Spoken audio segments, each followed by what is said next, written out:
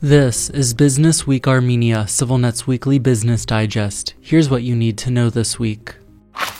Officials in Yerevan insisted this week there was no political subtext to the holdup of dozens of Armenian brandy trucks at the border between Georgia and Russia as ties with Moscow continue to fray. About 60 trucks loaded with bottles of brandy, or cognac as it is more widely known in Armenia, had piled up at the Upper Lars border crossing at the beginning of the week, according to Vahan Hakopyan, trade attaché at the Armenian embassy in Russia. Then yesterday, Economy Minister Vahan Karobyan told reporters the brandy trucks had begun crossing into Russia. "I don't think there is any political subtext here. Dozens of trucks have already cleared customs. There's no need to exaggerate the issue," Karobyan told reporters. Hakopyan, the trade attaché, added that Russia had tightened checks on Armenian brandy in the spring after finding a cache of fake alcohol, explaining away this week's holdup just as the result of more stringent border checks. Checks were further tightened at the end of last month, he said. Those comments, however, have done little to assuage growing fears in Armenia of an imminent trade war with Russia, which, in recent weeks, has expressed its displeasure with Yerevan's westward tilt in unusually harsh and public terms. Just this week, Armenia's parliament defied Russian warnings to join the International Criminal Court, while Prime Minister Nikol Pashinyan met for the first time with Ukrainian President Volodymyr Zelensky on the sidelines of a European Union summit in Granada, Spain.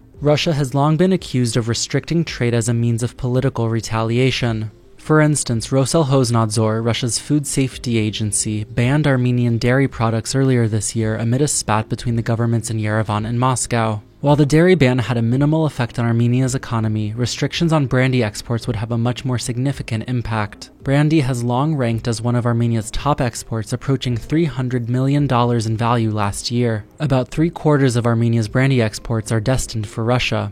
Upper Lars, the only open border crossing between Georgia and Russia, plays an outsized role in Armenia's economy since it provides Yerevan with its only overland route to Moscow, its main trading partner. Last year, bilateral trade topped $5 billion for the first time, and while precise figures are difficult to come by, it is understood the lion's share transited through Upper Lars. Earlier this summer, Russia completed a major expansion at Upper Lars, whose location in a narrow mountain pass where there is frequently harsh weather conditions causes regular cargo delays. Over the years, delays at Upper Lars have led to repeated calls in Armenia for the government to develop an alternative maritime route to Russia via the Black Sea, but that has so far failed to materialize.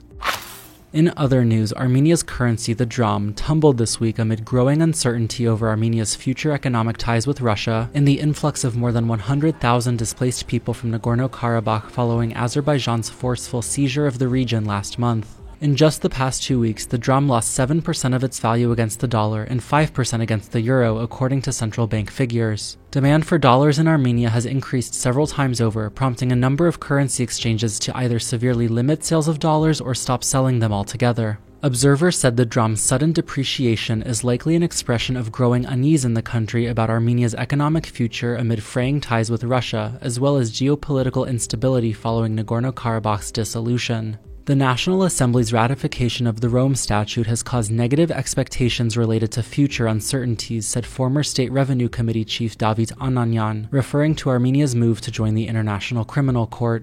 This is the result of panic caused by expectations of negative economic developments, agreed Haik Azfanyan, head of Modex, a Yerevan-based economic consultancy. By the end of this week, the dram had stabilized somewhat following an intervention in the foreign exchange market by Armenia's central bank. As of today, $1 bought you about 419 drams, while €1 got you roughly 440 drams. Despite the sudden tumble, the dram overall remains stronger than it historically has been, having appreciated substantially since Russia's full-scale invasion of Ukraine last year, which prompted an inflow of more than $3.5 billion from Russian banks to Armenian accounts.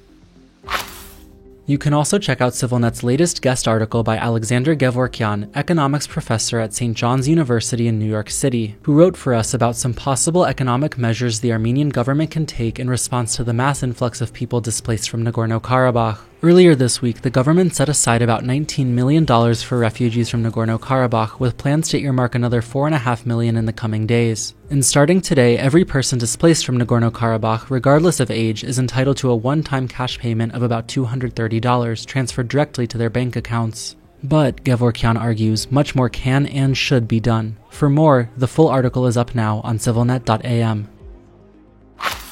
And as always, please follow CivilNet for the latest news and independent reporting from our contributors on the ground here in Armenia.